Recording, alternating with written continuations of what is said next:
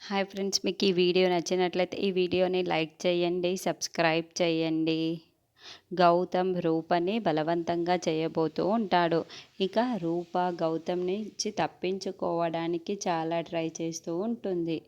మరోపక్క రాజు గన్ పట్టుకొని రూప కోసం మొత్తం వెతుకుతూ వస్తూ ఉంటాడు. రాజుకి గౌతమ్ తీసుకువెళ్ళాడేమో అని చెప్పేసి అనుమానం వచ్చి గౌతమ్ ఫోన్ లొకేషన్లో ట్రాప్ చేసి గౌతమ్ ఎక్కడున్నాడో తెలుసుకొని రాజు అక్కడికి వస్తాడు.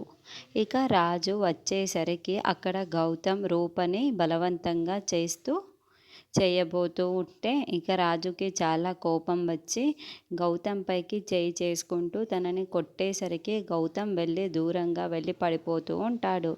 ఇక రాజు అని చెప్పేసరికి రూప చాలా బాధతో కౌగిలించుకుంటూ ఉంటాడు రాజు. ఇక ఏం కాదమ్మాయి గారు అని చెప్పేసి రాజు రూపకి ధైర్యం చెబుతూ ఉంటాడు.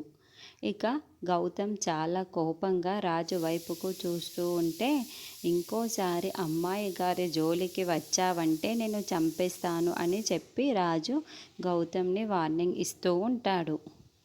అయినా నీకెంత ధైర్యం, అమ్మాయి గారిని కిడ్నాప్ చేసి ఇలా పాడు చేయబోతావా అని చెప్పేసి రాజు గౌతమ్ని తిడుతూ ఉంటాడు.